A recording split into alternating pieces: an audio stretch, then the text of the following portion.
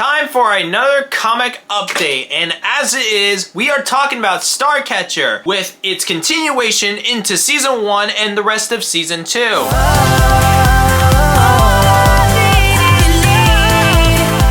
I will say I do recommend watching the first Starcatcher video, as this is gonna apply more in how I feel about the rest of the story, or at least how we are so far with the rest of Season 1 and Season 2. Last time that I talked about Starcatcher, I said that I really liked the story of how it was actually going so far, and hoping that with the later updates of renditions of how the series would go, that we would actually get a massive form of updates for not only the couple, but the characters in themselves that would apply to the story.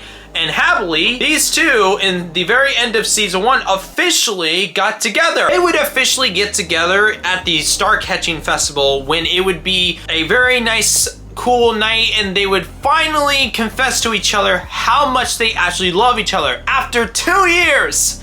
2 years of being this whole couple but not a coupley thing. Like, I'm happy the fact that both of the characters got together. I'm sorry that the picture is so blurry. Now, by Season 2, we would get a lot of lore in between Thomas and Lucas, especially in the trauma sense. There was this planned vacation that was planned in Season 1 for a beach trip that would continue on into Season 2. This beach trip didn't exactly go well, but it did actually enhance their relationship more, not only because of opening up of their traumas, but then also Thomas asking Lucas to move in with him, which, I mean, that just enhances the relationship so much more. Enhances? The trauma that both of them would suffer with would be two different types of trauma. Now, I'm gonna start with Lucas, since Lucas has the deeper trauma, which would involve around both of his parents, which not only would be a case of losing one of his parents in a car accident thanks to an event of a drunk driver, but then also like the mother dealing with the loss of the father. She would not only call him a murderer and wishing that he was dead instead of a father, but then also abuse the shit out of him in that whole process. And this abuse would continue and actually turn to neglect as soon as it came down to the next bit of the story, when Lucas would come out as gay. It even got worse for the fact that, like, his sister and her best friend tried to defend him, and then just, like, and that's kind of why I'm also, like, thinking that maybe this was an entire thing where the mother not only threw Lucas out because of the whole thing with, like, the accident, but then also his son being gay. Now, Thomas, on the other hand, would go in with having this whole thing to hope to get his dad approval, even at a young age, which, because he didn't get that so often, it was one of those things of trying to impress his dad, but then realizing he was probably going to disappoint his dad anyway. Because both of the characters are in this relationship, they talk about everything, they have this bond that is inseparable. It kind of gets them through this whole thing of helping them through their own traumas.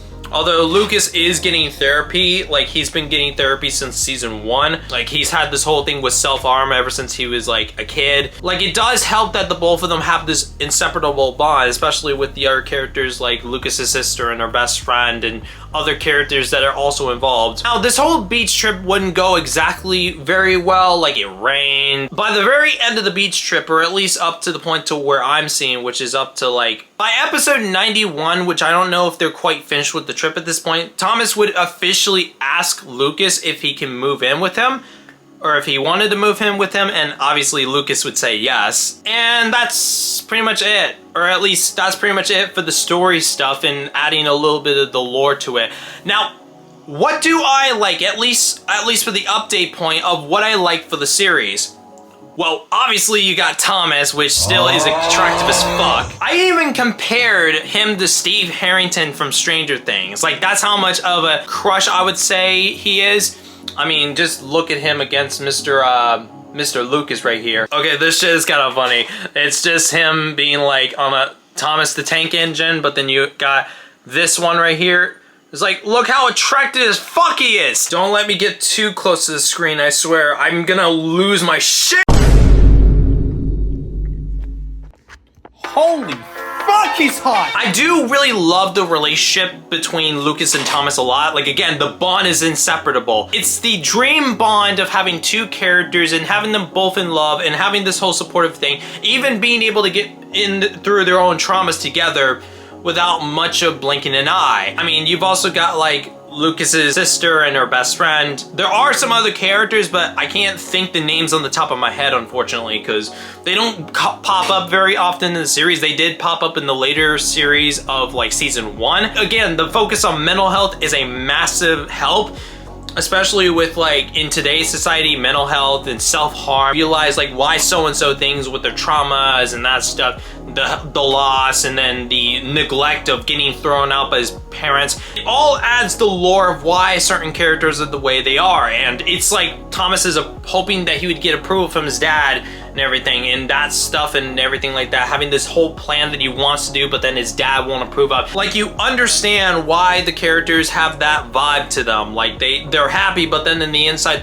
they have that deeper sense of like, they feel like they're doing something wrong, like in the sense of like their mental health or the overthinking or all that. It's just, to me, that it's very relatable. For somebody who overthinks a lot, like, it definitely helps out, and it definitely gives like a bit of a lot of clarity in a way, because it's like, it's that sense of approval, not having to be able to have that perfect vision and everything, and then having other things to pull at it too. Even through it all, they still managed to make the relationship work, which is like the best part of it, is the two of them having this perfect bond of like D&D and like being nerdy and that stuff. It's that fun thing of like, it's sweet, it's beautiful, it's adorable, even the both of them. The both of them are so adorable. Like, it's like, it reminds me of that one ad that Webtoon was running for a while where they were like, wow, look at this adorable couple. Wait, what? What do you mean they're not? well, they are officially a couple. Yeah! I still give the series like a A tier so far. I think it's a really good series so far, but I need to find out what the ending is gonna be like, which I think that they're probably gonna do another season, but I don't know. Like, probably the creator will let us know of that at some point. But I do want to say Starcatcher. So I want to say thank you guys so much for watching this little video on what would be an update for the series of Starcatcher. Comment, like, and subscribe. I hope you guys enjoyed this video. I'm hoping to do more comic reviews in this year. I'll see you guys later when I talk about this Samsung Galaxy S7. And I'm sorry it's so, has so many fingerprints, but it doesn't have it now. Bye!